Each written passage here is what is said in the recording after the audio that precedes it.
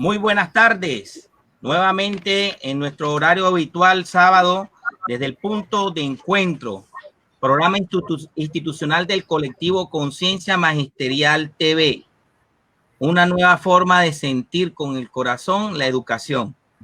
Esto es una estrategia comunicacional del colectivo Conciencia Magisterial del Magdalena, de tal manera que hoy tenemos el tema que es en el día de hoy es el tema relacionado con las orientaciones jurídicas y posibles efectos, tanto legales, civiles, penales, administrativos, que pueden acarrear el magisterio colombiano al aceptar la alternancia e invitación que le hace el Ministerio de Educación.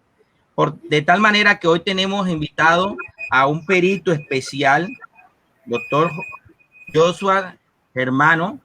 Es perito en legislación educativa y es autor de 17 libros con un enfoque de legislación educativa y ambiente escolar. Toda una autoridad en ese sentido.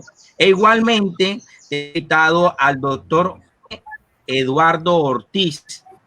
Hace parte del equipo jurídico de las leyes, maestro legal y director de ese periódico de asesoría del magisterio con amplia trayectoria en el gremio y que en el departamento del Magdalena también es muy conocido.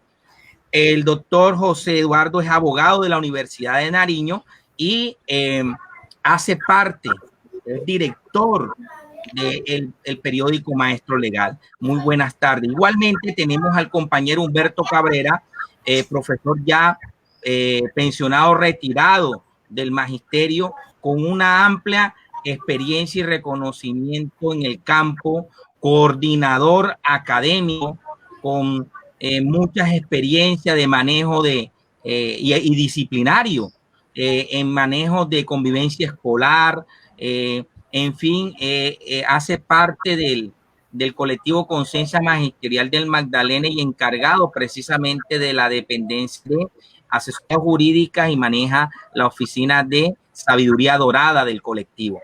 Para todos y todas, muy buenas tardes. Le damos la palabra precisamente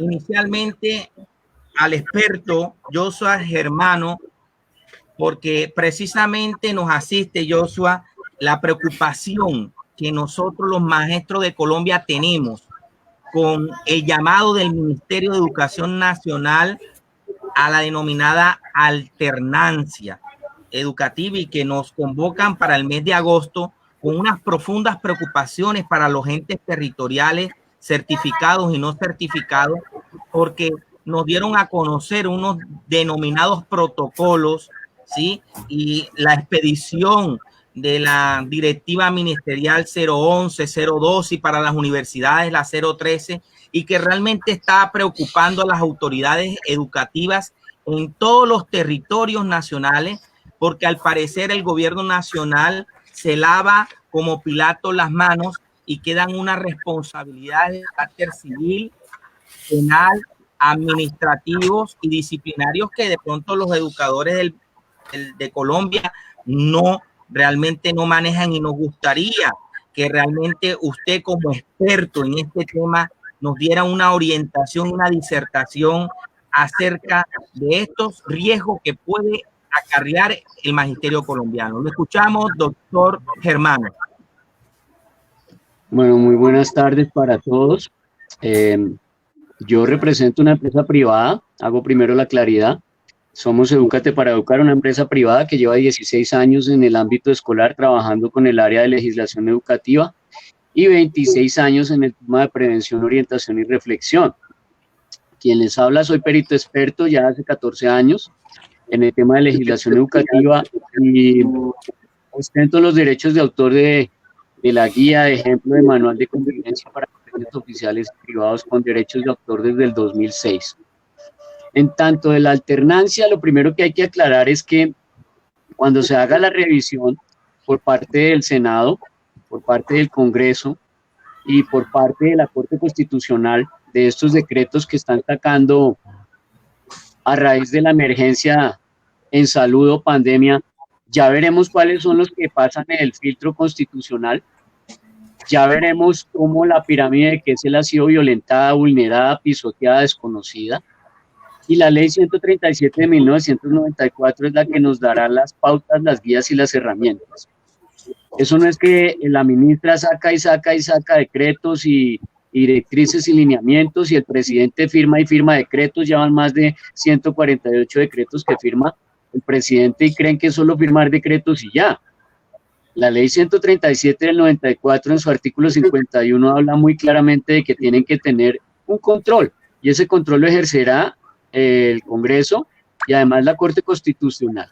Para hablar de las directivas 011 y 012, lo primero, tendríamos que mirar ese conducto regular y ese debido proceso que siguieron con esas directivas.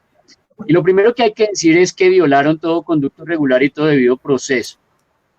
La directiva 011, 012 y 013, primero, no convocó al Consejo Directivo, cuyas funciones dentro del proceso de la legislación educativa es definir qué es lo que va a hacer el colegio frente a ese tipo de situaciones que menoscaban, que vulneran o que violentan la vida, la dignidad y la integridad del menor. Eso está dentro de las funciones del Consejo Directivo. Y no fue convocado. Luego, entonces, el conducto regular allí se fragmentó. Segundo, no se convocó a la Asamblea de Padres de Familia y se violentan dos aspectos. El primero, que la familia juega parte en este tripartito del amparo, el deber de cuidado, que es la familia, la sociedad y el Estado. Entonces se desconoció la patria potestad por un lado, que es el artículo 288 del Código Civil, y en segundo lugar se desconoció la facultad que tiene el padre de familia al firmar un contrato civil contractual que se llama la matrícula. Se llama contrato civil independientemente de que sea un colegio oficial, porque la Corte Constitucional ha dicho que un contrato civil es un acuerdo para crear voluntades. Ahí no habla de plata, ni de dinero, ni de pecunio. Habla es de unos deberes y unos derechos y unas condiciones, prohibiciones y un acceso a un servicio educativo a través de la matrícula. Entonces se violentó también ese conducto regular en ese aspecto. Por otro lado, por ningún lado se convocó tampoco a los comités de convivencia ni del colegio ni municipales, entonces también se fragmentó el conducto regular. Y adicional a ello, se viola todo el debido proceso, porque no se convoca a las autoridades del órgano escolar, es decir, a los rectores para preguntarles, oiga, ¿ustedes están como de acuerdo? ¿Van a participar? ¿Ustedes qué opinan? Si usted mira la fecha en que aparecen las directivas 11 y 12, posterior a ello, en el día 18 de junio sale un documento de 29 páginas, en donde el Ministerio de Educación ya flexibiliza eso, se da cuenta de su error, y entonces salen a decir que no, que es que los que tienen el derecho de enviar uno a sus hijos, según el artículo 288 del Código Civil, son los papás, por patria potestad. Pero también se les olvida que el artículo 2347 del Código Civil tiene una bidualidad, es decir, genera responsabilidad sobre el docente, que es el directivo o rector, y sobre los padres de familia también. Ese artículo 2347 genera doble responsabilidad, tanto al rector o director del colegio como a los padres de familia en conexidad. Tenemos que hacerlo allí en conexidad con la Ley de Infancia y Adolescencia. Entonces quiero aclarar una cosa bien puntual. Primero, el desconocimiento de la ley no es causal de exención. Luego entonces los asesores del Ministerio de Educación no pueden salir a decir que no conocen la ley, porque entonces no serían asesores. ¿O qué tipo de abogado es aquel que va a esgrimir que desconoce la ley para incurrir en una violación o vulneración de la misma? Dos, el artículo 25 del Código Penal, que también viene en conexidad, porque no habla solamente del delito sexual, sino del derecho a la vida.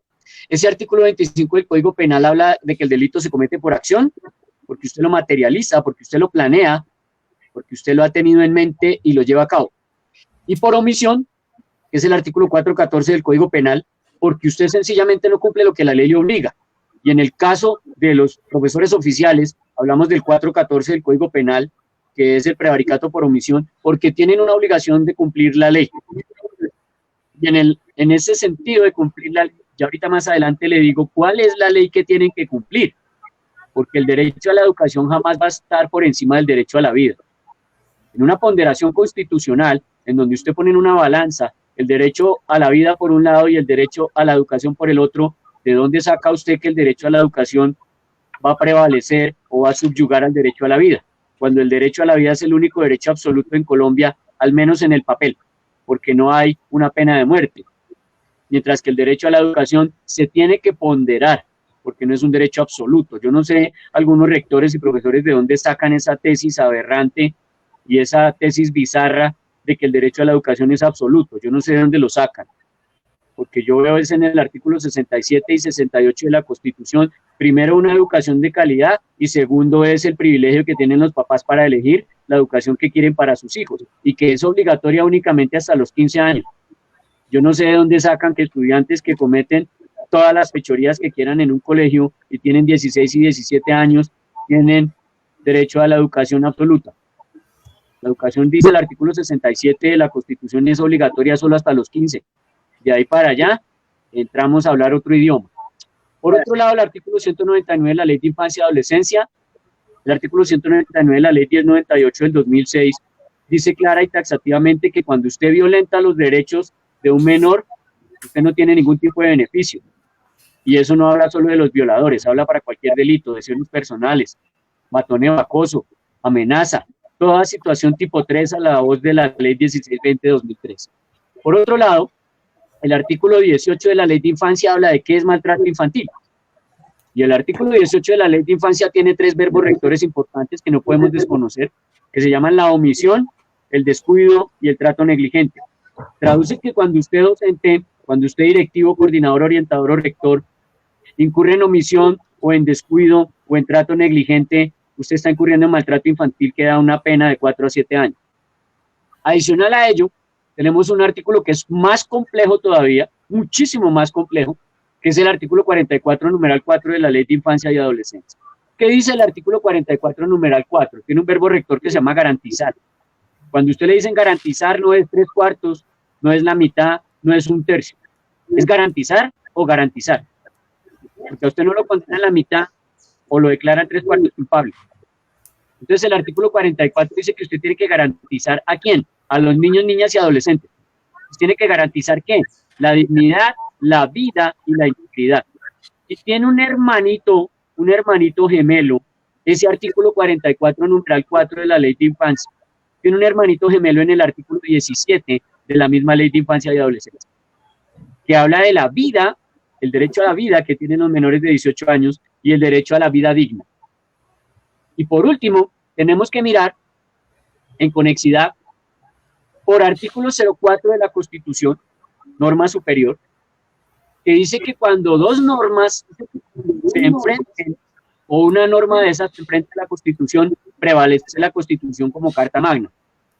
Entonces, usted la suma al artículo 44 superior constitucional, que habla es de la prevalencia de los derechos del menor, que algunos abogados incluso y algunos directivos docentes y algunos rectores lo confunden, la prevalencia con el interés superior del menor. El interés superior del menor está en el artículo 8 de la Ley de Infancia y Adolescencia. La prevalencia está en el artículo 44 de la Constitución y el interés superior en el artículo 8 de la Ley de Infancia y Adolescencia. Estos dos sumados son lo que nos dan un resultado que traduce que los derechos de los niños, niñas y adolescentes prevalecen y están en interés superior. Al estar en interés superior, dice el artículo 8 de la Ley de Infancia, que en toda decisión administrativa, en este caso decisión administrativa es una directiva 11 o 12, prevalecerán los derechos de los menores. Y si usted lo suma al artículo 368 y 369 del Código Penal, enarbolaríamos una tesis que es la siguiente. En 3 minutos se la voy a diseñar y termino mi respuesta. Por artículo superior 04 de la Constitución, más el artículo 44 de la Constitución, más los artículos 07, 08 y 17 de la Ley de Infancia y Adolescencia, prevalece una figura que se llama el deber de cuidado, que genera un prevaricato por omisión de aquel empleado oficial que incurra en omisión, descuido y trato negligente según el artículo 18 de la Ley de Infancia.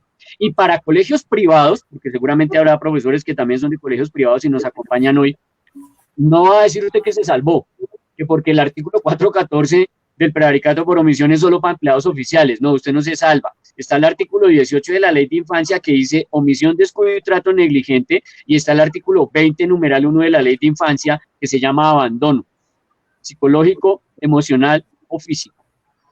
Ahí me devuelvo un poquito y le hablo de la pirámide de Kessel. En la pirámide de Kessel está primero todas las normas internacionales, que en bloque de constitucionalidad van ligaditas o de la mano a la constitución de cada país. Luego vienen las leyes ordinarias y luego le siguen las leyes, llamémoslas comillas, normales, para que los profesores me entiendan. Ley ordinaria es la Ley de Infancia y Adolescencia, ley ordinaria es el Código Penal y ley ordinaria es el Código Civil.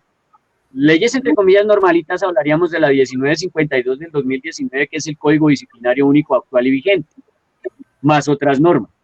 Luego siguen los decretos y ahí sí siguen las resoluciones. Luego está 3 estados por abajo, la directiva 11, 12 y 13. Tenemos Constitución aquí arriba Constitución, y aquí abajo tenemos directivas. No entiendo por qué los docentes, de una manera de pronto cándida, de pronto inocente, porque no conocen la norma, le dan una fuerza vinculante de ley a unas directivas que no tienen. Una directiva ministerial no tiene fuerza vinculante de ley superior ni a la Constitución, ni a la Ley de Infancia, ni al Código Penal. 2. La ministra de Educación no deroga las leyes. Y todos y cada uno de los artículos que le acabo de leer siguen absoluta, total y radicalmente vigentes. ¿Por qué le quiero decir esto? Porque si la obligación que tienen los profesores oficiales, si no quieren incurrir en un prevaricato por omisión, es primero obedecer al deber de cuidado, porque tienen que garantizar la vida, la integridad y la dignidad del menor por encima de brindarle la educación, porque solamente dice educación de calidad. Le aclaro que dice educación de calidad, no de cantidad, es calidad. Y aquí nos han vendido la basura y la mentira de que es cantidad. Que eso toca tener salones de 48 en hacinamiento, 55 en hacinamiento, y no hay ventiladores. Y menos mal que en Santa Marta no hace calor, ni en sus alrededores. Entonces, cuando usted mira ese asunto, yo lo que quiero es debatir una premisa que he escuchado por ahí, que no, que vayámonos a desobediencia civil. No, usted no tiene por qué ir a ninguna desobediencia civil, porque una directiva 011, 012 y 013 jamás va a estar por encima de la Ley de Infancia, jamás va a estar por encima del Código Penal y jamás va a estar por encima de la Constitución. Entonces no necesitamos ninguna desobediencia civil. Necesitamos seguir un conducto regular y un debido proceso en el cual usted intervenga los artículos que yo le voy a dar. Le voy a dar 3 segundos a los profesores para que cojan esfero y hojita, y le voy a dictar los artículos para que usted pueda enarbolar una tesis de argumentación sociojurídica lo suficientemente fuerte para tumbar esas directivas. Entonces, el primer principio que tiene que usted citar allí en ese argumento es que prevalece es el derecho ¿a qué? A la vida. ¿En dónde está? En el artículo 11 de la Constitución y en el artículo 17 de la Ley de Infancia. Que el artículo 11 se suma al artículo 44 de la Constitución y se suma al artículo 04 de la Constitución. Repito, artículo 11 de la Constitución, 44 de la Constitución y 4 de la Constitución, que dice que si ponemos a pelear la Constitución con la directiva 11 y 12 o la 13, adivine quién gana. Es increíble que vaya a ganar una directiva que no tiene fuerza vinculante de ley. Luego usted utiliza los artículos 25 del Código Penal, 18 de la Ley de Infancia, 44 numeral 4 de la Ley de Infancia, 414 del Código Penal, 368 del Código Penal, 369 del Código Penal, y utiliza los artículos 7, 8 y 17 de la Ley de Infancia y Adolescencia, y a ello le suma el deber de cuidado que se encuentra en el Código Civil, que es el artículo 2347 del Código Civil, y le suma usted adicional la patria potestad, que es el artículo 288 del Código Civil, que no puede ser violentada por el Ministerio de Educación, y yo no sé de dónde sacan que ponen a decidir a mayores de 14 años, porque los que tienen que decidir son los padres de familia por patria potestad. Un estudiante no tiene por qué decidir si va al colegio o no, porque no le es potestatario, a menos que él haya hecho la figura de la emancipación. Es decir, ir a una notaría con 3 testigos se emancipa y ya se manda solo. De lo contrario, sigue prevaleciendo la figura de la patria potestad, que no supera por ningún lado al libre desarrollo de la personalidad. El libre desarrollo de la personalidad está por debajo de la patria potestad. Porque si el libre desarrollo de la personalidad estuviera por encima de la patria potestad, pues todos los estudiantes mayores de 14 años ya estarían emancipados. Y entonces no se necesitaría la patria potestad después de los 14 años. Porque el Código de la Infancia y la Adolescencia, pues obviamente aclara en su artículo 139 que a partir de los 14 años ya son sujetos de imputaciones penales en restablecimiento de derechos. Y cierro mi intervención con esto bien importante. Voy a decirle algo que es muy complejo y que es muy, digámoslo, complicado en los términos jurídico-penales que se manejan, y es que en este momento ningún rector se puede poner a decir, ni a escribir, ni a firmar, ni a huellar, que él le va a garantizar a los niños, niñas y adolescentes el pleno respeto a su dignidad, a su vida, a su integridad física y moral dentro de la convivencia escolar, que es el artículo 44, numeral 4 de la Ley de Infancia, que no ha sido derogado, que es ley ordinaria, que está por encima de las directivas 11, 12 y 13, porque ningún rector tiene la vacuna, porque ningún rector puede garantizar que a pesar de que se cumplan los protocolos no fallen. Entonces le recuerdo el casito que viene refrito hace 4 días por ahí en los medios, de la Secretaría de Educación allá de Boyacá, que le tocó pagar una plática, y al profesor que se llevó unos niños sin permiso del rector, y le tocó pagar más de 240 millones de pesos. Y ahí está el fallo del Consejo de Estado. No condenaron al rector, pero sí condenaron al profesor, porque se demostró que el profesor violó el conducto regular y que el profesor violó el debido proceso. Y si no, no lo hubieran condenado a pagar esa plática. Significa que el tercero civilmente responsable también aplica acá. ¿Cuál es mi sugerencia? Mi sugerencia para cerrar mi intervención. Todos y cada uno de los docentes en este momento tiene que entender que prevalece el derecho a la vida por encima del derecho a la educación. Y que hay 27 artículos, tome nota, hay 27 artículos, hay 14 artículos en la Ley 115 General de Educación de 1994, 14 artículos. Y hay otros 13 en el Decreto 1075 de 2015, Decreto 1075 de 2015, que sumados le generan a usted el fundamento legal para que usted permanezca en educación no presencial a través del uso adecuado de las tecnologías. Quiero hacerle una claridad aquí, profesor Ernesto Callafa y profesor Humberto Cabrera, y me acompañará mi doctor José Eduardo Ortiz, en la siguiente tesis. Escúcheme muy bien y claro. Cuando usted suma esos artículos, se dará cuenta que en Colombia no está legislada la educación virtual para básica primaria, ni para preescolar, ni para básica secundaria o bachillerato. Aquí no existe en Colombia educación virtual ni para preescolar, ni primaria, ni bachillerato. Entonces no llame educación virtual a eso porque está cometiendo un error. Eso se llama un defecto sustantivo. Usted está invocando una ley que no existe. Es un imaginario. Se llama un defecto sustantivo en una tutela. Y la Corte Constitucional ha determinado que el defecto sustantivo es cuando usted invoca algo que sencillamente no ha sido legislado.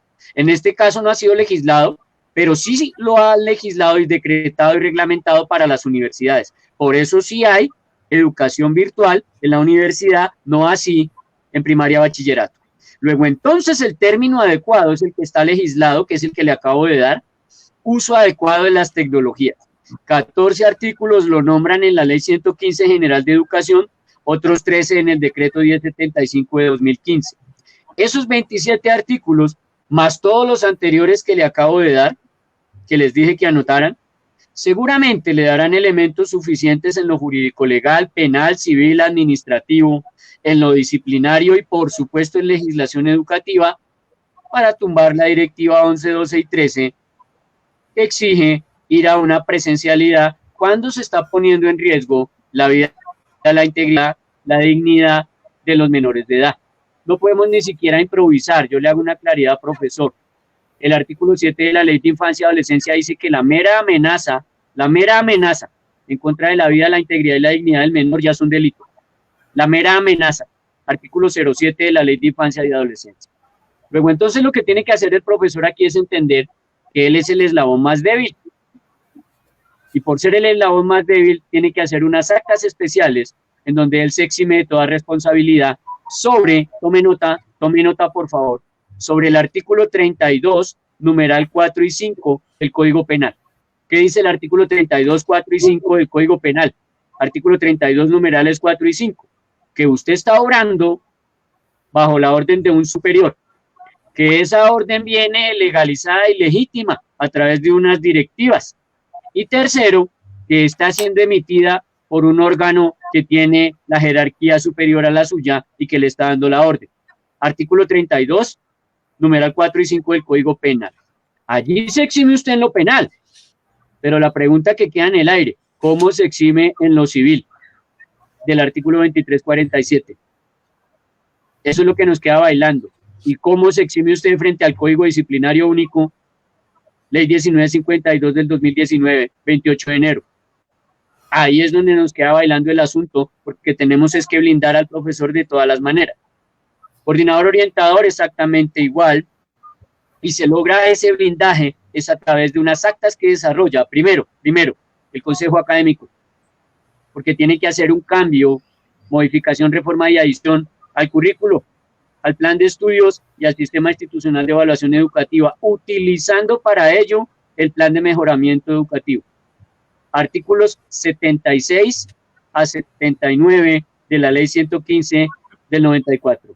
Esos artículos son los que nos dan el fundamento legal para realizar esos cambios que solicita y exige en sus lineamientos el Ministerio de Educación en el documento de 29 páginas que sacaron el 18 de junio y que de la página 24 a la 29 le ordena a usted hacer esos cambios, ajustes, adiciones y reformas.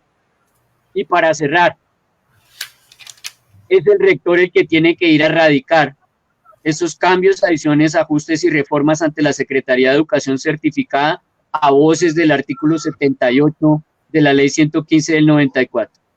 Con eso cierro mi intervención y le aclaro a todos los profesores que asisten a este en vivo que el deber de cuidado está por encima del derecho a la educación. Que otro abogado, que otra persona jurídica, que otro pool de abogados, que otras personas le digan otra cosa, lo están induciendo al error. Inducir al error es un delito, tome nota. Cuando lo induzcan a usted al error, el artículo 182, 183 y 184 los llamará a cuentas penalmente a una pena de 1 a 3 años. Inducir al error, artículo 182, 183 y 184. En la Constitución colombiana siempre prevalecerá, hasta este momento, que no ha sido derogada ni cambiada, el artículo 11, que es el derecho a la vida, por artículo conexo, artículo 04 y artículo 44 de la prevalencia de los derechos del menor. Luego, entonces, prevalece la Constitución por encima de esas dos directivas, 11 y 12 para los colegios y la 13 para las universidades. Profe Ernesto, esa ha sido mi intervención. Muchas gracias, Joshua. Magistral tu intervención, clara. Por aquí, Alba Rocío Sandoval nos dice, muy buena, pero va muy rápido. Igual ahí va a quedar el video para que lo puedan ver con calma en casa. Los que se han sintonizado en vivo y en directo y lo pueden ver en diferido más adelante. Bueno, saludos de La Guajira, saludos del departamento de La Guajira, de aquí nos escribe compañeros de Maicao, compañeros de Atlántico, igualmente un abrazo fraterno a todos y todas. Doctor José Eduardo, usted que hace parte del equipo de Asleyes, maestro legal, un periódico que realmente ha venido ilustrando al magisterio colombiano durante muchas décadas, con una experticia a prueba de todo. ¿Ha escuchado usted la magistral exposición del perito y especialista conocedor en aspectos y asuntos jurídicos, asesor educativo Joshua Germano, y que de verdad amerita que nosotros durante este tiempo estemos consultando todos estos argumentos que el doctor Germano ha esbozado en el día de hoy. Doctor José Eduardo, de verdad que cuando se posesiona un presidente, siempre jura cumplir a la Constitución y a la ley. Y que sabemos nosotros que al expedir directivas, a expedir más de 136 decretos en este tiempo que tenemos de más de 100 días en aislamiento denominado inteligente por el gobierno nacional, y que durante ese periodo de aislamiento inteligente se han cometido errores a la inteligencia el día sin IVA. En fin, nosotros como maestros, como educadores, y que realmente buscamos asesoría de gente conocedora, porque zapatero a tu zapato.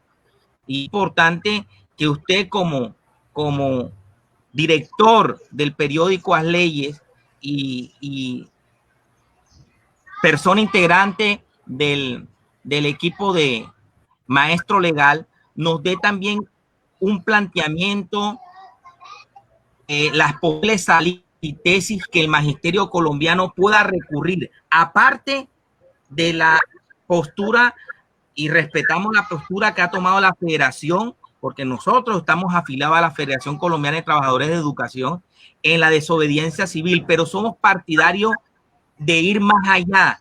O sea, si nos toca recurrir a través de una instancia judicial para declarar o demandar esas directivas, y por consiguiente no solamente irnos a las calles o a los mítines, sino también dar una lucha jurídica que posibilite una reivindicación y una protección de derechos, porque estamos en riesgo no solamente en la salud o la posible ser focos también de recibir el virus, sino también ser responsables penalmente de propagar pandemia. Y nos gustaría, doctor Ortiz, que usted nos diera también sus puntos de vista y sus apreciaciones. Lo escuchamos con atención, doctor Ortiz. Bueno, muchas gracias al profesor Ernesto, y también felicitarlo al doctor Joshua Germano. Ya ha hecho aquí una descripción magistral de todo el fundamento jurídico que existe para evitar, digamos, que los alumnos desde el mes de agosto de pronto sean llamados a las instituciones educativas. Y un saludo también muy fraternal al profesor Humberto Cabrera, que también ha sido lector de nuestro periódico allá en el departamento del Magdalena. Y agradecerles por esta oportunidad. Yo creo que todo el contenido jurídico ya ha sido descrito con toda la precisión de lo que ha explicado el doctor Germán. ¿Qué sucede ahora? ¿Cómo habilitamos unos mecanismos también jurídicos que nos permitan hacer valer esos derechos que se han explicado? Esa sería como nuestra contribución más precisa en este evento. A raíz de la convocatoria y del llamado de los estudiantes en ese sistema que se ha llamado de alternancia, se viene dando en el país diferentes situaciones. Muchas entidades territoriales, por ejemplo, ya Medellín, Bogotá, incluso aquí donde estoy ahora en Pasto, en el departamento de Nariño, ya han tomado la decisión, los mandatarios locales, de no llevar a los estudiantes a clases, con todos los fundamentos jurídicos que existen, porque es que los fundamentos están ahí. O sea, nadie puede decir que llevar a los estudiantes, pues está cumpliendo, en el mes de agosto se está cumpliendo una directiva o un decreto expedido en situación excepcional de estado de emergencia.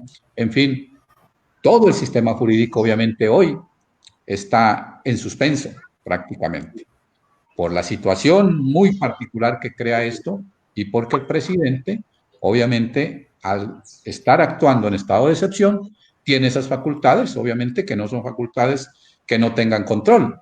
Todos los decretos que se expidan en esa situación tienen que ir a control de la Corte Constitucional.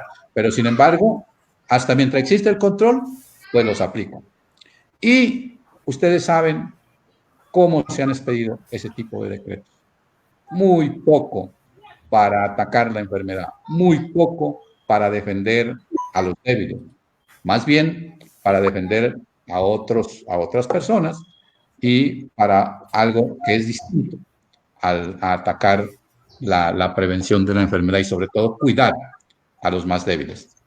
Entonces, esa situación de la alternancia, ¿qué está pasando? Hay alcaldes, ya hay gobernadores, hay algunas autoridades locales que piensan cumplirla, desafortunadamente, cuando no debería ser así. Es decir, no se puede cumplir algo que viola derechos fundamentales, normas constitucionales, derechos internacionales. Ya lo explicaba el doctor Germán, el derecho a la vida, fundamental. Es el derecho que hoy está prevaliendo por encima de todo.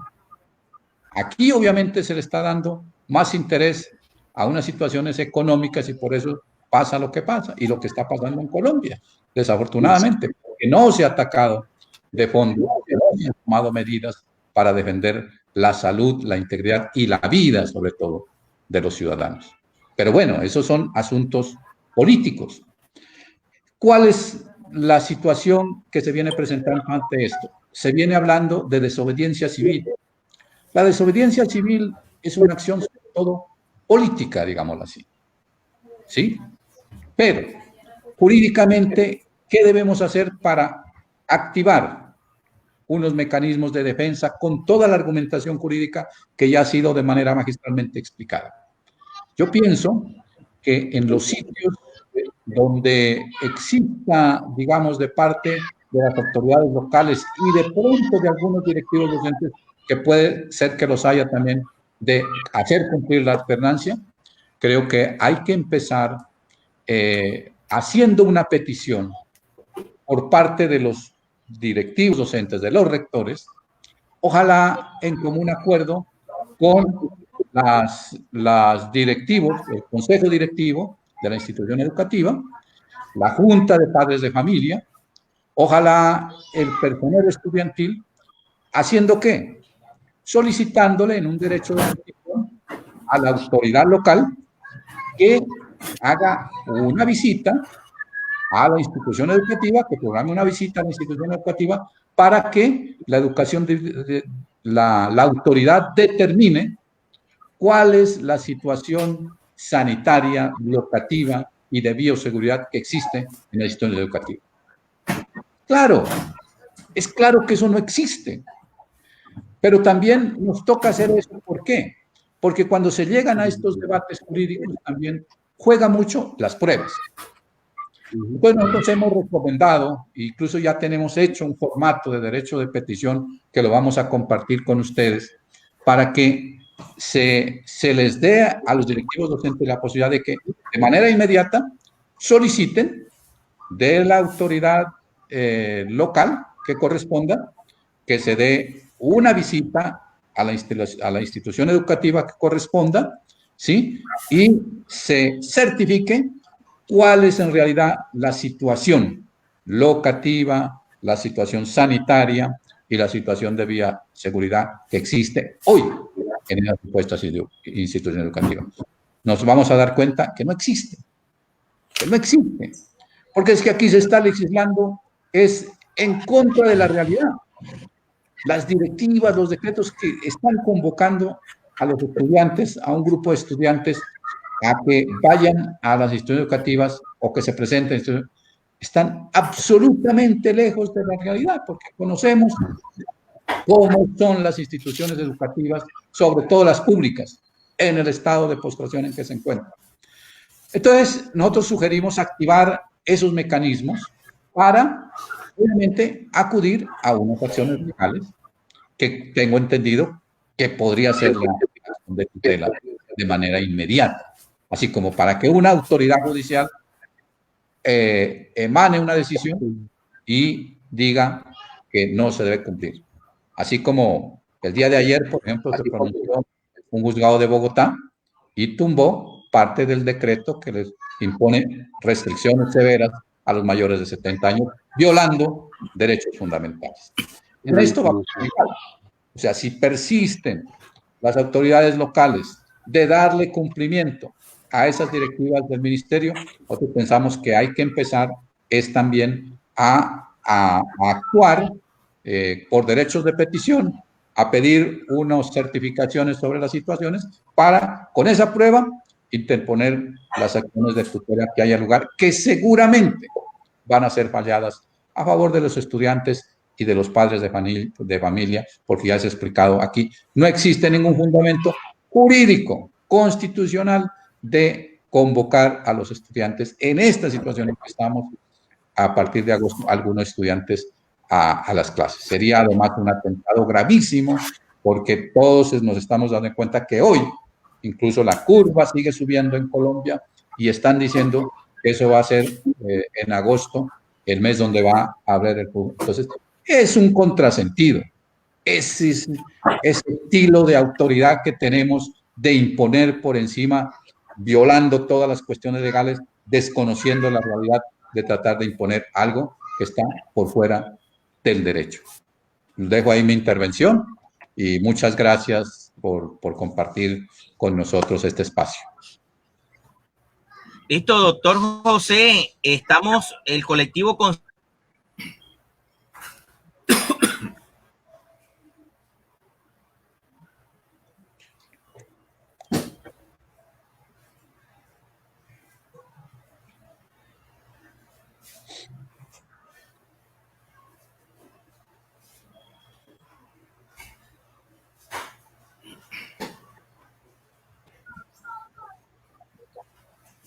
Bueno, por aquí hay ambiente de lluvia aquí y interrumpe un poquito la señal, sí.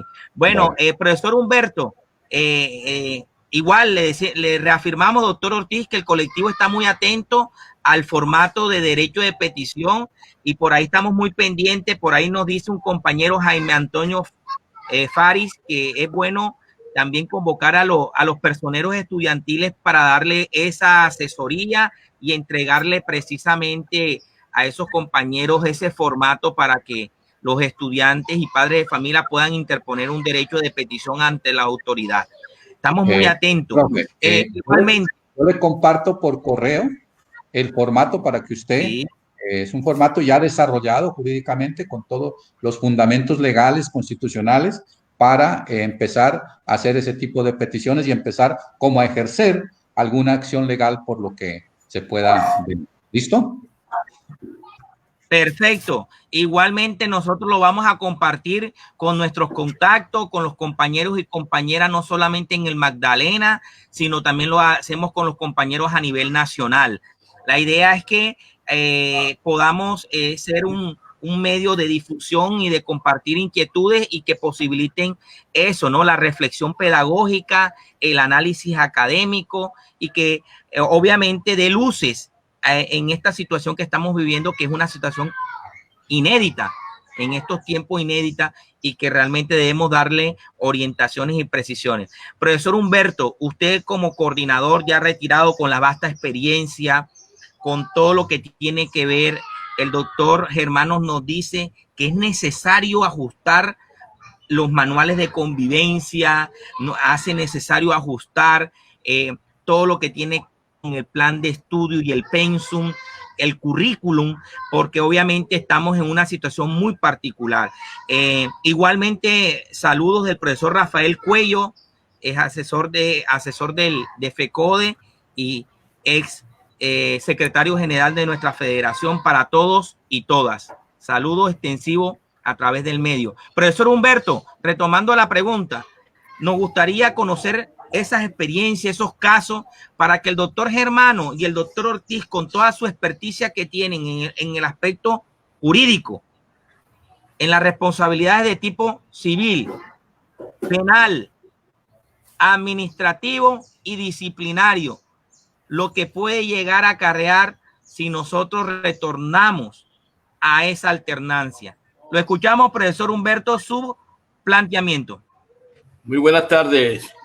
En primer lugar, manifestar acá desde nuestro colectivo Conciencia Magisterial TV mi respeto y mi saludo a los expertos, yo soy hermano y el doctor José Eduardo Ortiz, abogado de las leyes. Y Ernesto, tenemos que plantearnos nosotros desde la salida de aquel audio que el doctor Joshua Germano emitió hace rato, por allá por el mes de, si no estoy mal, el mes de abril-mayo, que dio las primeras luces sobre el tema de la alternancia y la posición terca y obstinada de la ministra de Educación de querer regresar a la comunidad. Yo no hablo de estudiantes, yo hablo desde la comunidad educativa a las instalaciones educativas, en este caso, nuestros planteles educativos. Quiero partir, expertos y Ernesto, que a raíz de esa intervención, yo tengo que recordar acá un tema muy puntual y nosotros a raíz de esas intervenciones emitimos un comunicado el día junio 17 del 2020 como colectivo de conciencia magisterial, la responsabilidad civil y penal de los centros escolares en tiempo de pandemia. ¿Y por qué lo tomamos? Doctor José Eduardo Ortiz, creo que le suena este titular, porque que en el periódico Maestro Legal hubo un artículo fundamental que tiene que ver con este tema y hoy lo retomamos porque se complicó más el asunto con el cuento de la alternancia y esta posición que tiene el ministerio de regresar a las aulas. ¿Y por qué hablamos en tiempo de pandemia? Porque fíjense ustedes que parece cosa mentira. Y comenzamos el tema cuando decíamos que, entre comillas, el sistema de salud del país no está preparado para enfrentar la emergencia creada por el ataque del coronavirus, que ya ocasionó la muerte de más de 2.115 personas en ese tiempo en nuestra nación, mientras que más de 46.000 están contagiados. Ojo, el presidente de la Federación Médica Colombiana, doctor Sergio Izaza Villa, y culpa el atraso que padecen el atraso que padecen los servicios médicos a la corrupción y el mal funcionamiento del sistema de salud. Eso salió publicado en El Tiempo 14 de junio del 2020.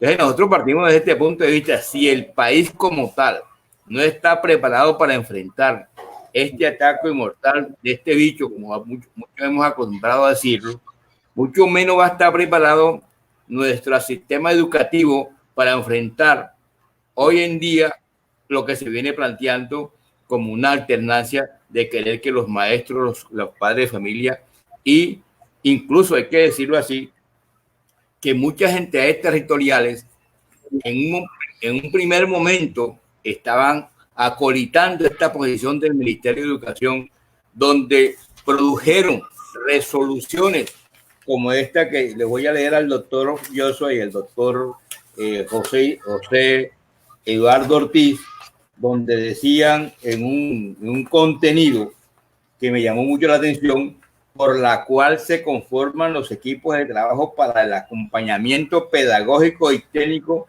a las instituciones educativas de la Secretaría de Educación del Distrito Turístico Cultural Histórico de Santa Marta por el tiempo que dure la emergencia sanitaria COVID-19. O sea, preparando unos equipos técnicos pedagógicos para ir a esas instituciones educativas a acompañar a los directivos docentes, en este caso rectores, que entre otras cosas fueron los directivos docentes quienes convocaron a través de un oficio solicitándole a la Secretaría de Educación que por favor este 27 de abril ingresaran, digamos, o reingresaran los rectores a los colegios. ¿Y qué se ha presentado? A mí me parece muy oportuno. Yo he tomado atenta nota de lo que ha planteado acá el doctor Joshua Germano y aquí el doctor Jesús Eduardo, que debemos estar preparados. Y yo pienso que ese derecho de petición llega oportuno y que nosotros todo el material que tenemos, digamos, de leyes, porque queremos decirle a la base del magisterio que es bien cierto que nosotros estamos, digamos, en la mira de cometer, si cometemos estos errores, yo no lo llamaría errores, podríamos llamarlo crimen, un crimen de, digamos, de lesa humanidad, cuando vamos a decir a los estudiantes que regresen a las instituciones. Cuando aquí sí es bien cierto que vamos a tener ese aspecto bastante grave, cuando se habla de los 4, o sea, que son 4 procesos que podemos llevar nosotros como responsables de algo que se está tramando para que esto llegue a suceder, como son las responsabilidades que tenemos. Responsabilidad, ustedes lo han dicho, responsabilidad civil, penal, administrativa y disciplinaria. En ese sentido, yo considero que debe ser muy puntual, y yo, digamos, valido y saludo a los secretarios de Educación que ya se pronunciaron al respecto y han planteado que para este año 2020 no hay regreso a las clases en este caso, como lo hizo Antioquia, como lo hizo Sincelejo, y nosotros esperamos que llegue a haber, ojo, usted lo ha dicho, doctor Joshua, llegue a haber un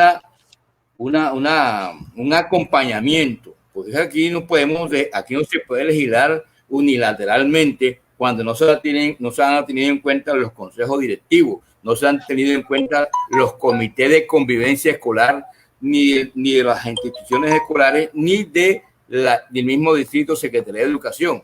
Es decir, esto que se está dando tiene que ver con un desconocimiento total que podemos partir de la misma ley 115 del año 94, cuando prácticamente no se ha tenido en cuenta los procesos, como son la flexibilidad de los horarios.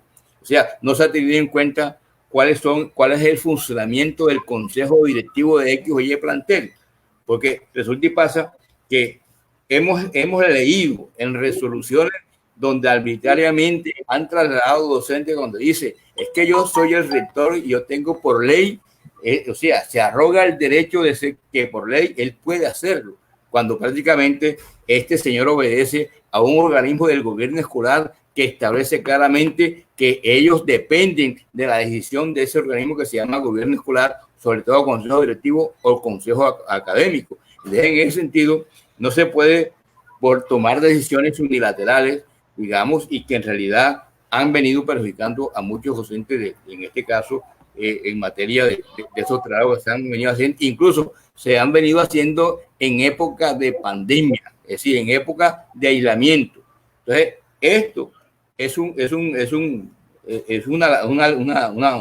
o sea, hay una alerta en donde prácticamente esa medida de lo del Código Penal, o sea, cómo se viene propagando o se quiere propagar esta pandemia a través de una convocatoria de la misma Secretaría de Educación, los entes territoriales, pues usted lo ha dicho, resulta y pasa que aquí la pelotica se la van tirando sabroso. El Ministerio de Educación Nacional se la tira, o el presidente Duque se la tira del Ministerio de Educación, el Ministerio de Educación a los entes territoriales, alcaldes, gobernadores se la tiran a los secretarios de Educación, y los secretarios de Educación se la tiran a los directivos docentes rectores, y luego, me perdonan la expresión, los más pendejos, los docentes, son los que van a pagar los platos rotos. Entonces, en ese sentido, en este artículo que usted planteó, doctor José Eduardo Ortiz, me acuerdo del número 33, donde se hablaba de las responsabilidades civil y penal. Yo le agregaría otras 2 más, porque en realidad administrativa, porque anteriormente yo le decía a mis compañeros que es muy fácil.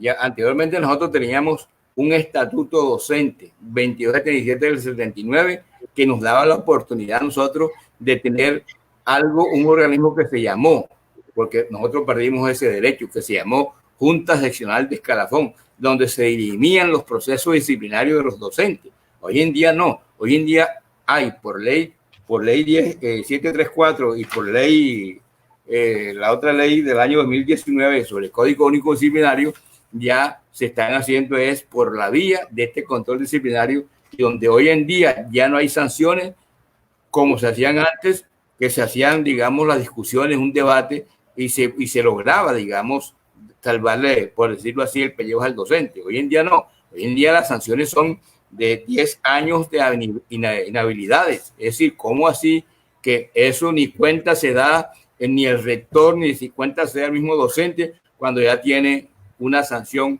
que es una inhabilidad hasta por 10 años, que lo he visto y que lo tengo, aquí me ha llegado esas resoluciones. Entonces, compañeros, yo pienso que hay otro tema que ustedes lo han tocado. Nosotros no, en ese sentido nos quitamos el sombrero, en el sentido de que ustedes manejan a la perfección este cuento de la parte jurídica, y yo agregué en otro aspecto, en otro artículo que sacamos como conciencia magisterial, dice los manuales de convivencia en medio de la pandemia y las medidas de los entes territoriales. O sea, esos manuales de convivencia ya se volvieron obsoletos. Ya hay que ir cambiando ese proceso que está planteado inclusive en el mismo PEI y en la misma ley 115 del 94, donde nos dio a nosotros, a los docentes de este país, algo que perdimos, que es la autonomía escolar. O sea, cómo nosotros podemos en estos procesos ir, digamos, mejorando esta actividad que tiene que ver con, digamos, los artículos, el artículo,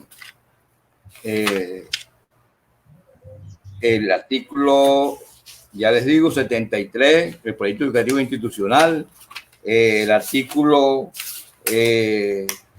78, regulación del currículo, los planes de estudio en su artículo 79 y sobre todo lo del artículo 77, autonomía escolar. En ese sentido, yo creo que tenemos todas las herramientas, mi querido doctor, para nosotros poder desarrollar una defensa, decirlo así, defensa de la educación pública, no del maestro, sino de la educación pública, porque aquí hace falta la presencia de un elemento que también necesitamos acompañarlo, que son los padres de familia y los estudiantes. Yo le he dicho al compañero Ernesto que nosotros debemos y tenemos el deber moral de hacer un llamado a los personeros de las instituciones escolares, no solamente en este caso del distrito, sino del departamento del Magdalena, a los representantes de los estudiantes ante los consejos directivos y de los representantes de los padres de familia ante el consejo directivo, que también tienen su voz y tienen su voto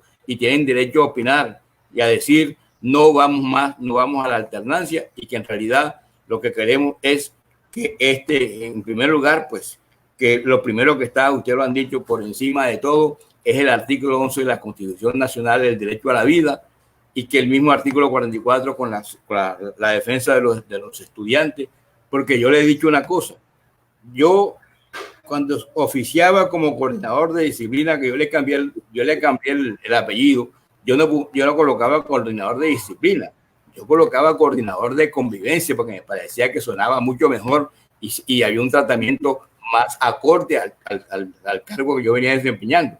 Y yo le decía, es que a mí la ley de convivencia, a mí me resbala.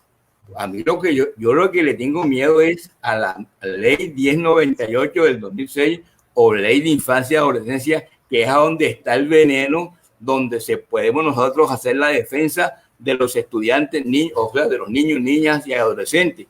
A ese sentido yo creo que ha faltado, Ernesto, una capacitación más profunda al magisterio colombiano para que digamos, hagamos una capacitación perfecta donde nosotros podamos decirle, porque aquí parece ser, en este cuento de la ley de infancia y adolescencia, que la única salida que tenemos nosotros como directivos docentes o como docentes es que para poder solucionar el problema disciplinario de los estudiantes es la sanción, y nos olvidamos de los procesos disuasivos que maneja la ley 1098. En este sentido, ¿cómo podemos nosotros sacar a esos estudiantes de este problema disciplinario?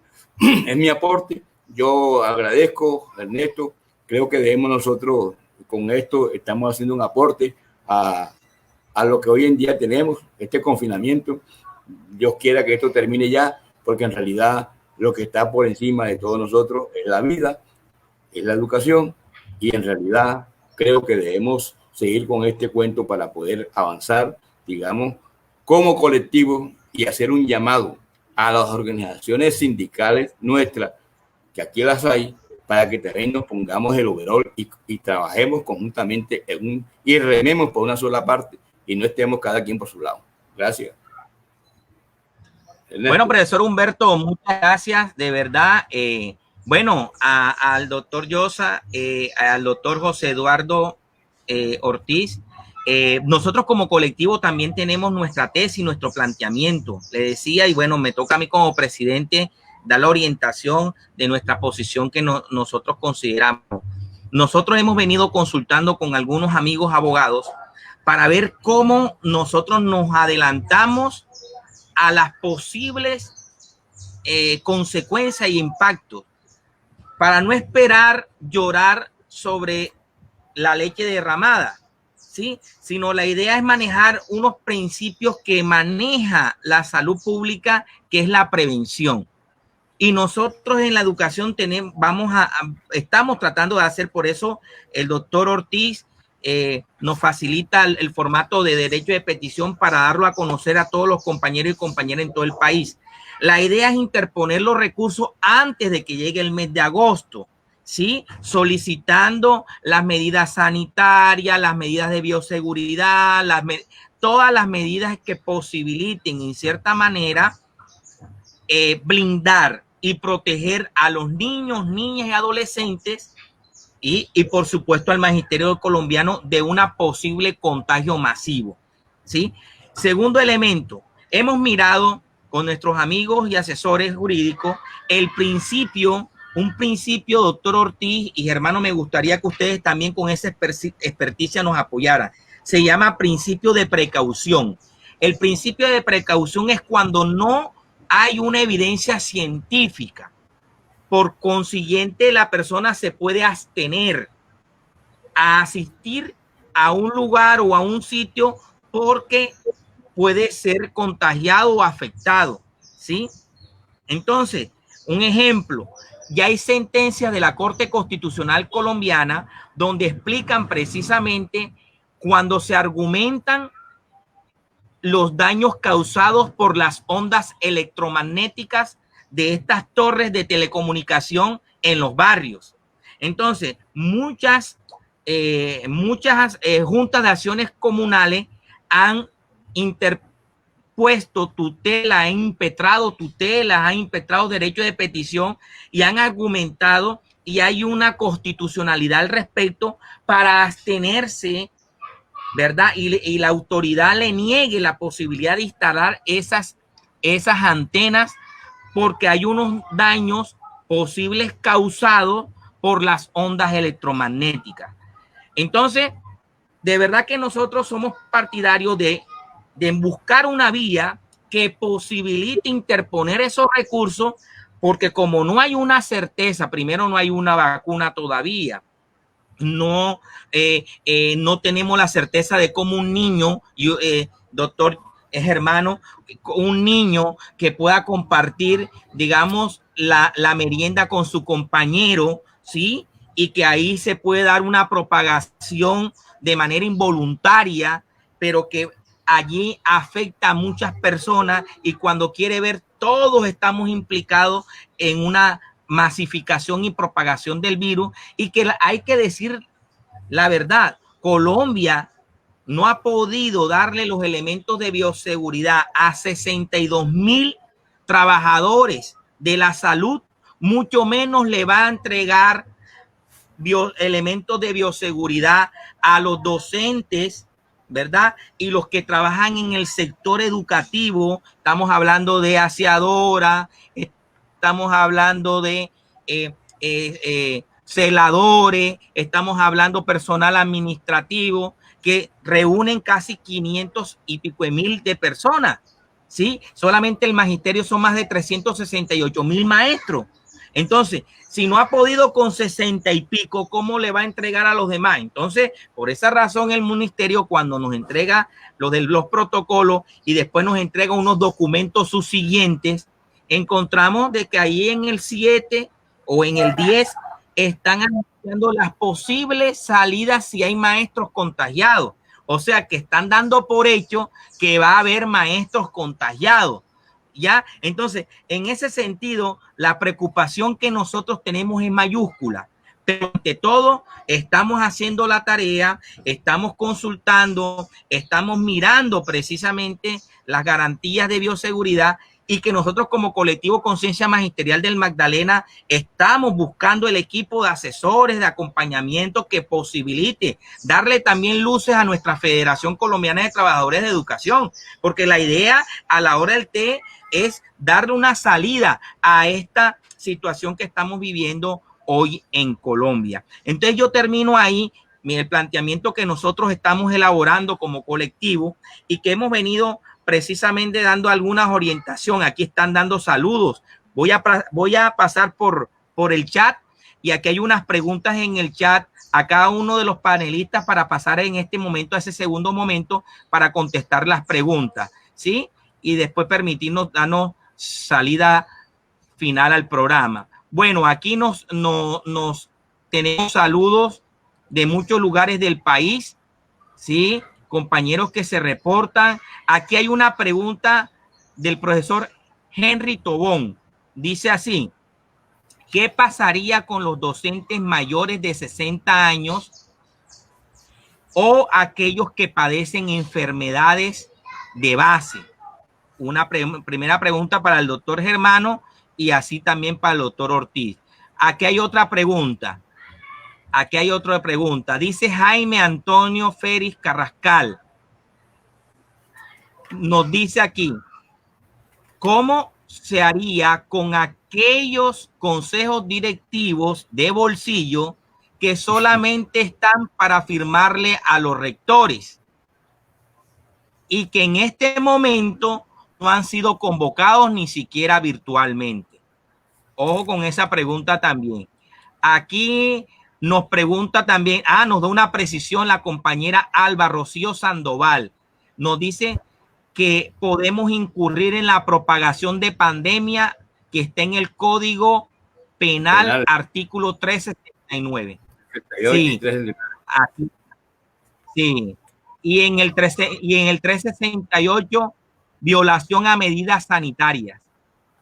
Bueno, aquí hay otra pregunta. Vemos acá, aquí hay un saludo para todos los que estamos. Un saludo de Dairo Erazo, fraterno, especial para nosotros los orientadores del programa y los especialistas exponentes desde Riohacha. Darío Erazo, de la Secretaría de Derechos Humanos de la CUT, Región Gira. Considero muy importante este valioso derecho de petición para la comunidad educativa. Por acá tenemos más saludos. Seguimos visitando aquí el chat. Álvaro Suárez, saludos para todos. Tenemos acá, en fin, compañeros y compañeras en todas las latitudes de la geografía nacional. Nos siguen compañeros de Cali, compañeros de Antioquia. E igualmente saludos a todos y todas. Doctor Germano, ahí hay unas preguntas y unos interrogantes que nos gustaría que aquí los asistentes, ¿verdad? A través de nuestra plataforma nos hicieron unos interrogantes. Y después el doctor Ortiz. Los escuchamos a ustedes. Le abro micrófono. Primero, Joshua. ¿Audio, profe? Sí. ¿Tengo audio? Sí. Bien. Claro. Entonces, la respuesta para el profe en referencia a los mayores de 60 años. En 3 directivas y lineamientos que salieron del Ministerio de Educación, está acotado: los mayores de 60 años que presenten enfermedades base, obviamente no tienen que asistir de manera presencial en la alternancia. Pero aquí yo quiero hacer una acotación más importante que la pregunta del profe allí. Y ojalá nos acompañara también el profe José Eduardo desde su experticia también y en la revista y el periódico que dirige. Y es que en este momento los maestros no tienen ARL. Entonces yo me pregunto, ¿cómo carajos es que un rector va a mandar a un profesor a una presencialidad con estudiantes y en el evento casual de que haya un contagio no existe ARL? empecemos a preguntarnos jurídico-legalmente de quién es ese prevaricato por omisión, de que los profesores no cuenten con una ARL, cuando si bien es cierto los profesores, lo sabe el profesor Humberto, lo sabe el doctor José Eduardo, pertenecen a un régimen especial, pero eso no significa que se desliguen de las obligaciones del empleador, porque el Código Sustantivo del Trabajo es estricto y taxativo. Es el empleador el que le tiene que suministrar todos los elementos de salud y de seguridad al empleado. De eso no se puede desligar el Ministerio de Educación. Luego, entonces, ¿cómo es que vamos a mandar a profesores no de 60 años? Mande usted profesores de 25 años con una enfermedad base, que sufra de rinitis, que sufra de los pulmones, que sufra de diabetes, pero tiene 25 años y no tiene ARL. Entonces partamos de ese punto para responderle al profesor. Hay unos lineamientos claros del Ministerio de Educación, en el sentido de que los mayores de 60 años obviamente no van a acudir. Los niños menores de 4 años que también tengan enfermedades tampoco tienen por qué asistir. Entonces digamos que hay una flexibilidad en ese asunto, pero quiero hacer hincapié en qué están haciendo los sindicatos y qué tenemos que hacer y cómo tenemos que movernos, en el sentido primero de que la ARL no existe y segundo de que el gobierno tiene ahí entre manos, eso ya es voz populi, usted lo debe saber, tiene entre manos sacar alguna normativa para empezar a sacar a los mayores de 60 para quitarse la problemática de encima. Entonces es importante también empezar a mirar esos asuntos desde lo jurídico legal y pues quiero aportar para cerrar que tenemos que ir a leer el artículo 50 de la ley 137 del 94. El artículo 50 de la ley 137 del 94 taxativamente señala que aun que estemos nosotros en una situación supralegal como lo es la pandemia, ni por medio de los decretos presidenciales de emergencia, ni siquiera por medio de esos decretos, se le pueden menoscabar los derechos a los trabajadores, mucho menos a los trabajadores oficiales o públicos. Entonces ahí está el artículo 50 de la ley 137 del 94 para que empecemos como a darle movimiento a ese asunto.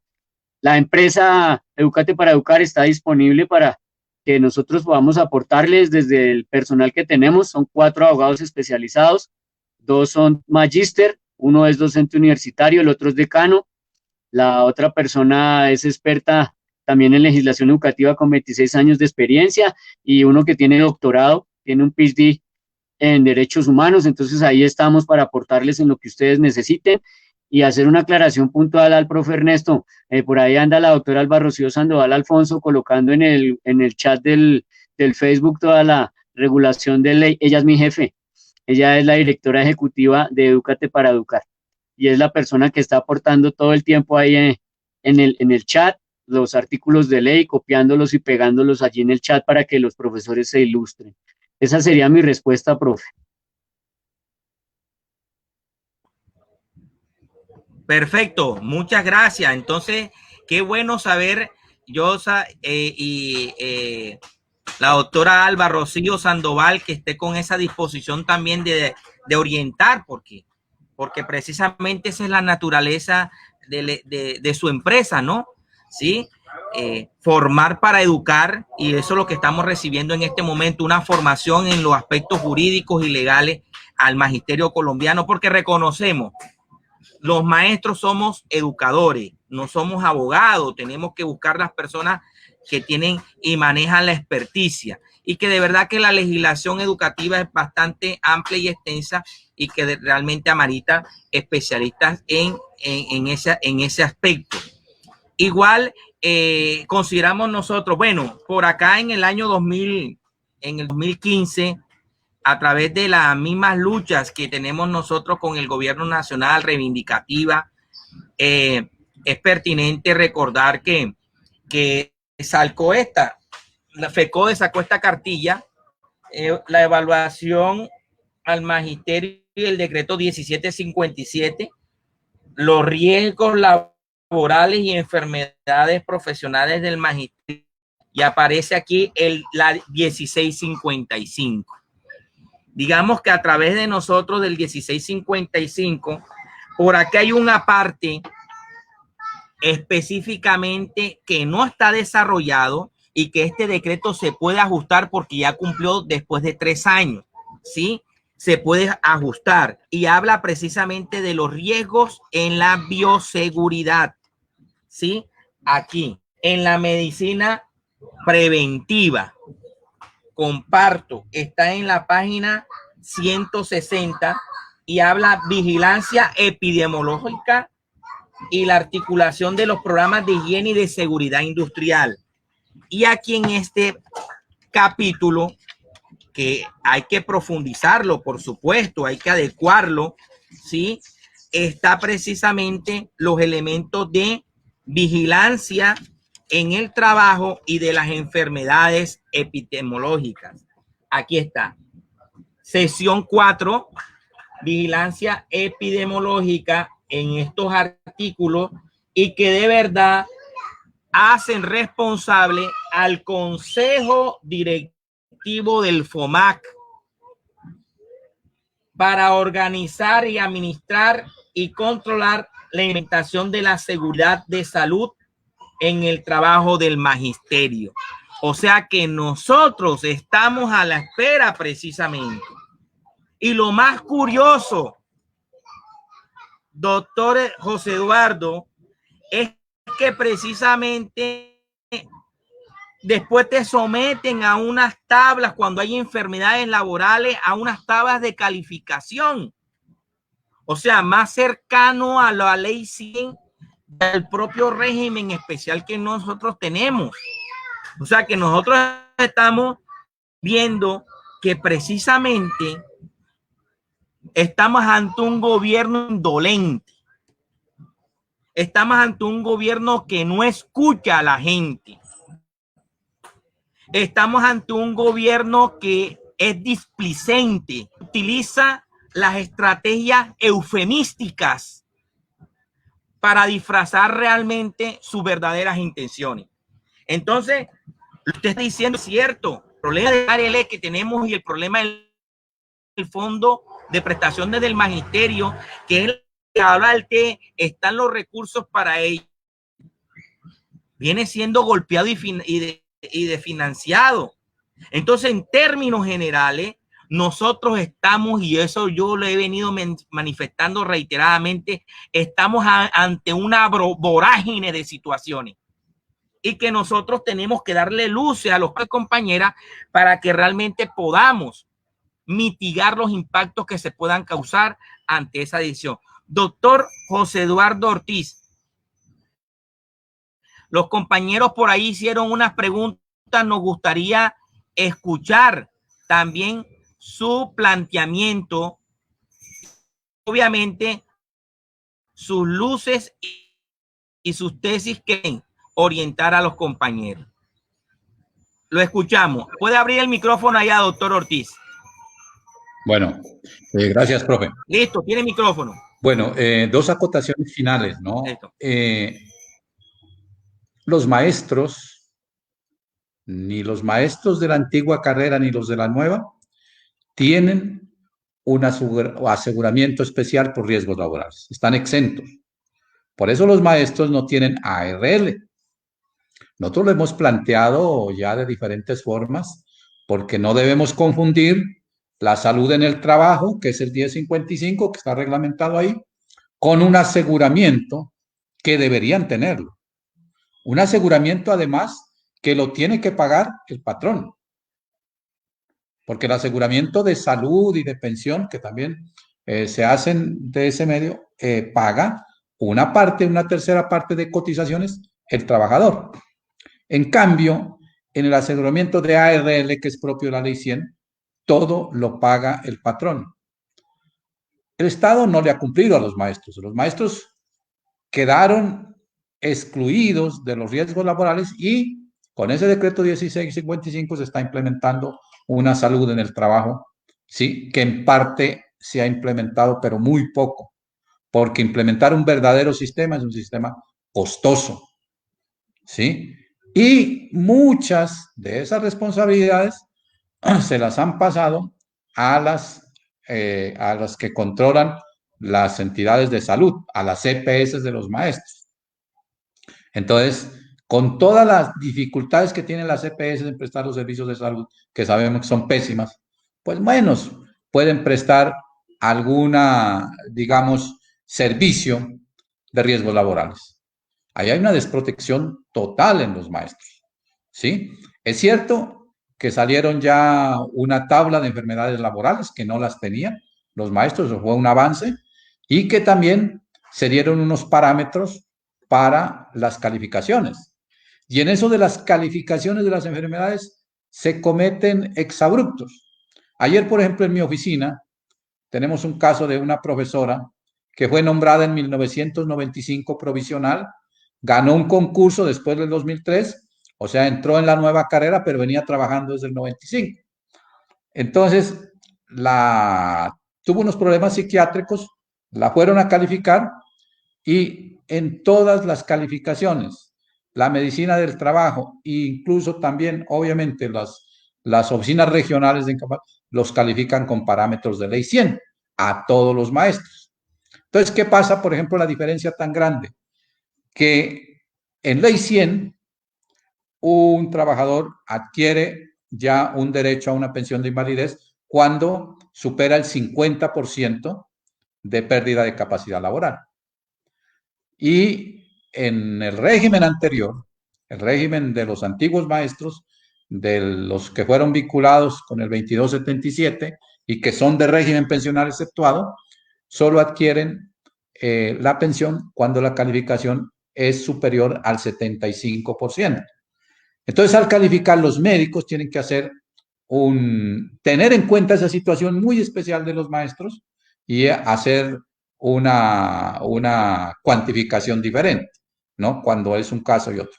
Entonces, esta profesora tramitó su derecho de petición, lleva 2 años, su pensión, digamos, de invalidez, lleva 2 años incapacitada.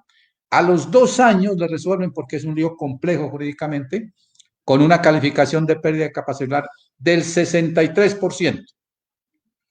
Entonces le dicen, usted como tiene una vinculación antes de 2005, usted pertenece al régimen exceptuado. Entonces le aplicamos el decreto 1848-69 para la calificación. Pero resulta que como ese decreto exige un porcentaje de pérdida de capacidad del 75%, no la pensión. Le niegan la pensión de invalidez.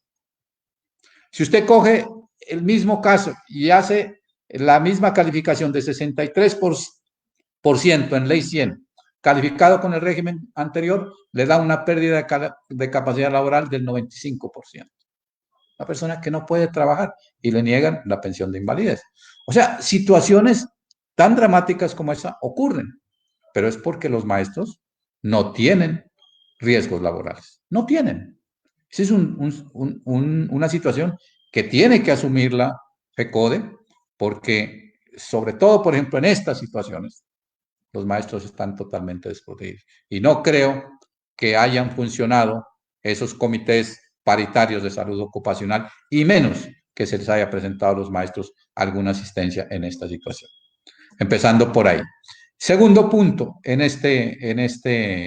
sobre las preguntas que hacen.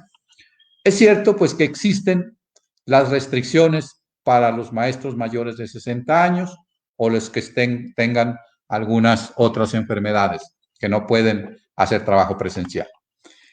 Y esto me lleva a una reflexión bien importante, porque hay muchos maestros pensando en renunciar y se ha regado la bola que incluso el gobierno va a sacar un decreto para retirarlos. Debemos tener muy en cuenta lo siguiente. La decisión de retirarse es libre y voluntaria del maestro, pero ninguna ley, ninguna norma lo obliga. El retiro obligatorio o forzoso es a los 70 años de edad y es una ley que está vigente y que incluso en el año anterior fue declarada constitucional por la Corte Constitucional. Y eso no se puede cambiar así por así. Y además, el régimen pensional de los maestros es un régimen que tiene rango constitucional. ¿Por qué? Porque fue el artículo 81 de la ley 82, ¿sí?, de 2003, el que partió el régimen pensional de los maestros. Dijo, los nombrados después del 27 de junio de 2003 entran a la ley 100 y los que venían vinculados antes se quedan con el régimen exceptuado. ¿Sí? Y posteriormente, en el acto legislativo de 2005, ese artículo se lo respetó, incluso en un parágrafo de esa ley se dice que se rigen por el artículo 81 de la ley 812, que hoy integra el artículo 48 de la Constitución. Entonces, tocar el régimen pensional de los maestros ni siquiera es una ley ordinaria. Para tocar el régimen pensional de los maestros tiene que haber una reforma constitucional, un acto legislativo. Es una protección bien importante que tienen y que los maestros deben saber. No lo pueden cambiar porque están diciendo no, van a acabar de que el maestro se pensiona y puede seguir trabajando, la ventaja que tienen los maestros del régimen anterior, eso no lo pueden acabar así por así, y menos por decretos de emergencia. Ese tiene que ser una reforma constitucional y el único que hace reforma constitucional es el Congreso de la República. Entonces yo dejo ahí y les agradezco también a ustedes y a los que nos siguen por este medio y ojalá podamos seguir conversando. Le voy a dejar el texto de la petición al profesor Ernesto. Lo podrán enriquecer también con todos los aportes que ha hecho el doctor Germano en esta participación y creo que lo importante es ir creando las pruebas, ¿no? Yo creo que ya podemos incluso acudir a acciones de tutela, ¿sí? Porque obviamente se trata de evitar un perjuicio irremediable. Porque si dejamos que llegue el 1 de agosto, pues va a ser la catástrofe total. Entonces, desde ya se pueden ir adelantando acciones de tutela. Nosotros lo que estamos haciendo es como tenemos unas pruebas que nos refuercen pues los fundamentos de nuestras acciones legales. Muchas gracias. Bueno, listo, doctor Ortiz, muchas gracias.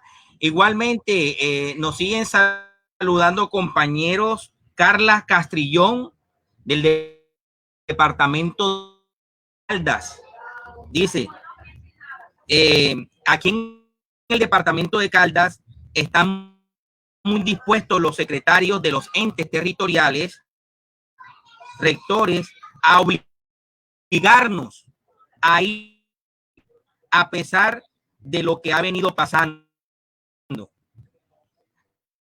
Lo que ustedes están anunciando, compañeros, desde el gobierno y desde el medio, insisten en someternos a un mundo que nos llevan violando la ley. ¿Verdad? Dice por acá, porque no hemos podido hacer mucho hasta el momento. Es decir, en unos días nos dicen que debemos ir y en otros días dicen que porque cometen un delito. Yo creo que a la compañera Carla Castrillón, con todos los soportes que hemos dado en el programa de hoy, ¿verdad? Los saludo a los compañeros de Caldas y los compañeros de Uducal que están allá muy dispuestos, ¿verdad? A darle la orientación y aquí en el programa Conciencia Magisterial TV puede usted verlo con toda la calma en diferido y puede parar el video y puede tomar apuntes porque por acá nos había comentado una compañera que el doctor Germano iba siempre un poquito muy rápido, ¿verdad? Y que precisamente estábamos para que ustedes reciban toda la orientación. Igualmente nos saludan de La Guajira. Aquí nos habla Rafael. Rafael Cuello nos dice, para dar como una recomendación, una precisión, nos dice, recordamos que el magisterio logró con su lucha el decreto 1655, el que estaba hablando el doctor Ortiz, el 20 de agosto del 2015. Estamos hablando cuando estaba el gobierno del doctor Santos.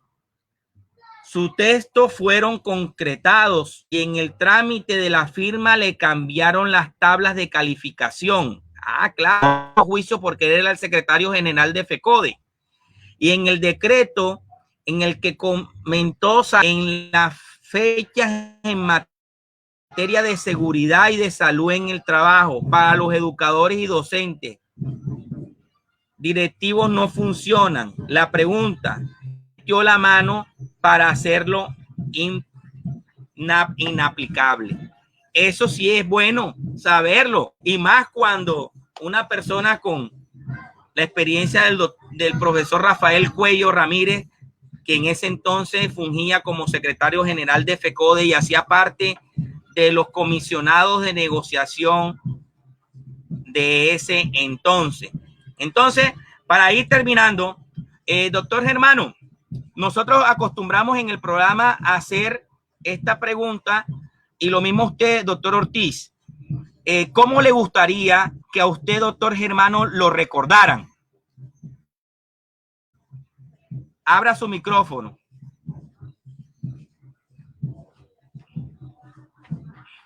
¿Ya abrió el micrófono? Sí. A mí me gustaría que me recordaran como un excelente padre. Todo lo que yo le aporto al magisterio, y de pronto es una anotación que muchos de los que trabajan conmigo ya conocen, generalmente todos mis aportes los hago gratuitos. Los que me conocen saben de lo que estoy hablando. Yo tengo mi hija de 18 años, ella se llama Ana María.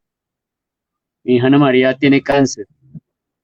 Y es por ello que muchas de las actuaciones y de los procesos y los documentos que yo desarrollo los genero de manera gratuita a los docentes, y siempre les digo, no me pague, no me debe nada, pero regáleme una oración por mi hija.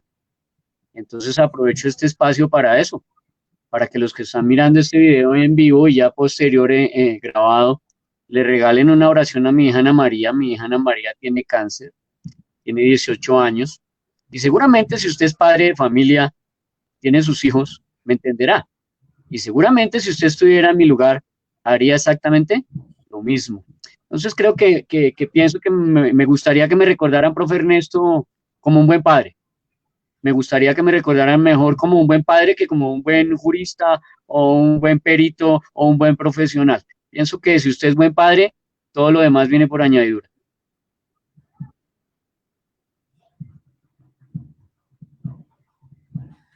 Doctor Germano, muchas gracias. Esa respuesta suya es muy de nosotros, muy del corazón.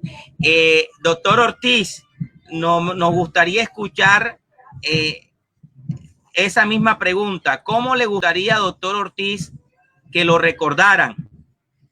¿Puede abrir el micrófono? Gracias. Y mis oraciones también por la hija de Joshua Germán. Una cuestión de solidaridad total. No, yo quisiera que me recordaran como un buen ser humano, ¿no? Fundamental y como una buena persona, también dispuesto a colaborar. Nosotros no cumplimos aquí un papel de ganarnos unos dineros en nuestro trabajo, lo hacemos por convencimiento político, por convencimiento ético, por convencimiento social. Siempre desde joven he estado ligado a esos sueños y hemos saltado siempre para alcanzar esos sueños y nunca lo vamos a dejar. Entonces quiero que me recuerden como un ser humano comprometido con la vida, con la defensa de los derechos humanos y como una muy buena persona. Muchas gracias, doctor Ortiz. Aquí para cerrar, el profesor Rafael Cuello nos dice: ningún trabajador renuncia a sus derechos. El cuento que el gobierno va a expedir una norma de renuncia a los educadores mayores de 60 años, no paso más allá de eso. Un cuento chino, dice el profesor Rafael.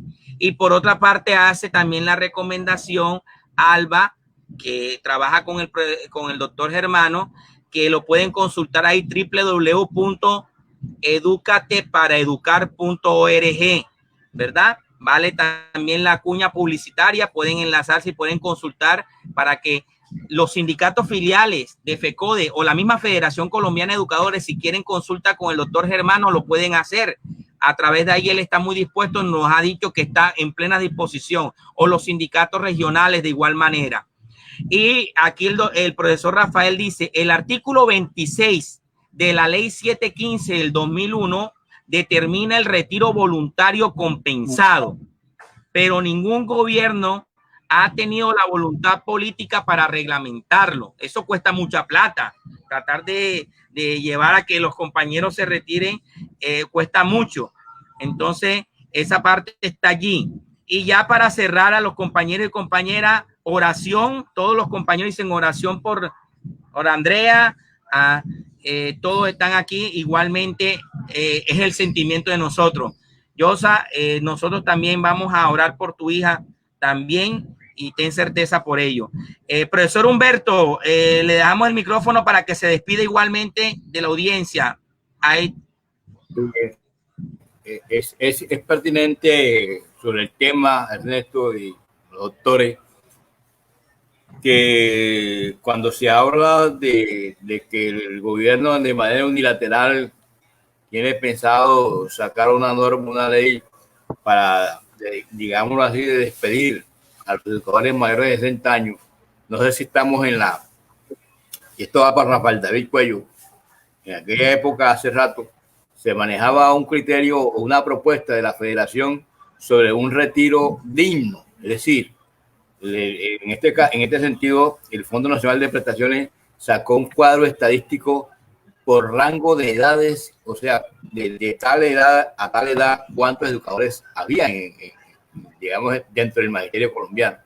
En ese sentido, se estaba hablando de que es viable una salida de pronto si el gobierno llama a negociar, porque si un rango de edad, por decirle algo, de 60 años a 70 años son 10 años de servicio.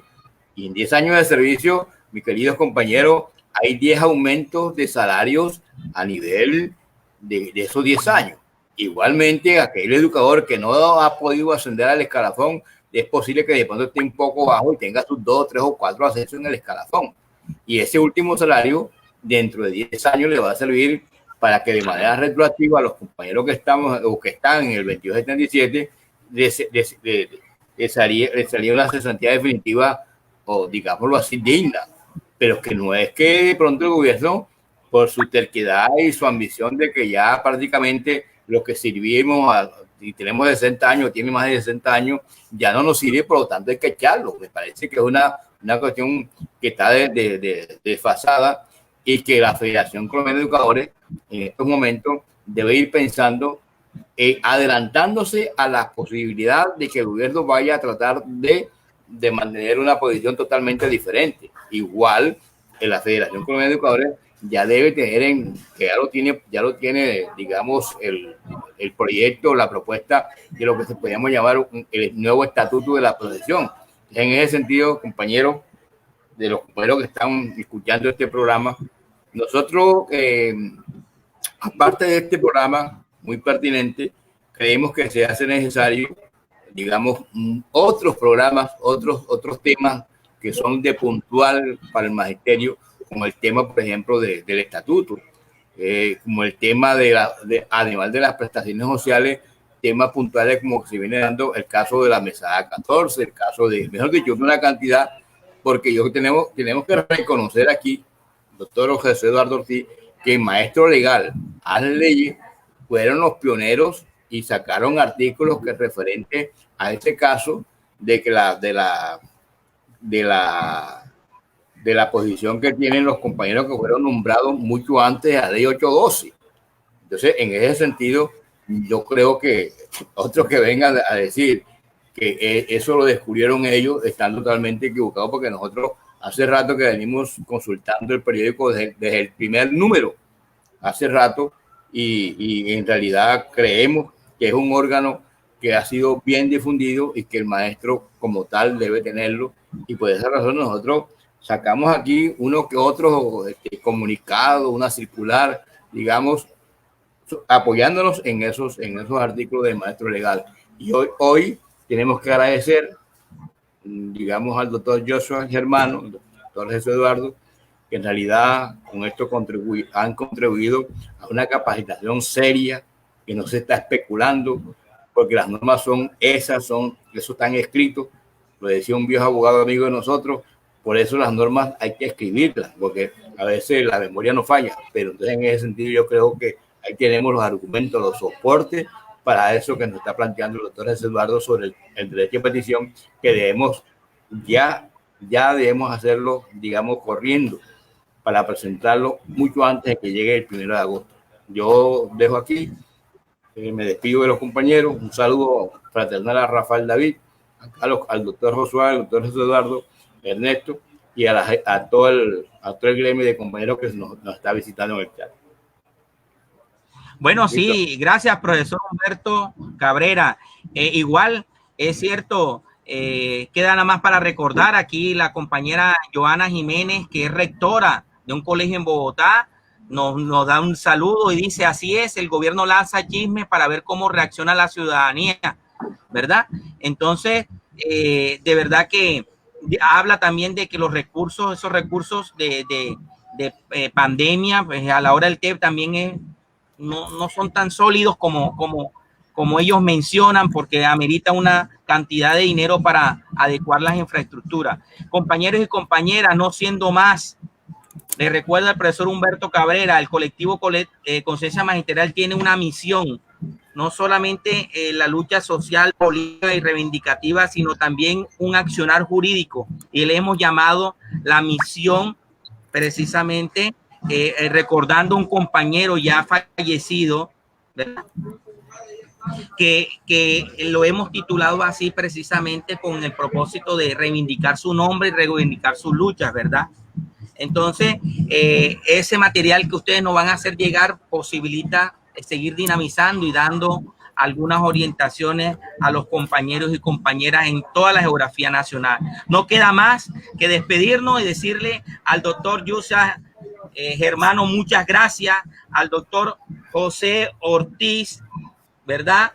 Abogado de las leyes, el profesor Humberto Cabrera, especialista, muchas gracias, un abrazo para ustedes y nos vemos en una próxima oportunidad aquí en programa institucional del colectivo Conciencia Magisterial, punto de encuentro, ¿verdad? Una nueva forma de sentir con el corazón la educación. Muchas gracias a todos y a todas y nos vemos en una próxima oportunidad. Hasta luego. Tito. Bendiciones. Bendiciones. Gracias. José Eduardo, quedamos pendiente con la conferencia que tenemos pendiente del año pasado. ¿Sí? La vamos a hacer ahora que podamos, ¿no? Que pase toda esta... Sí.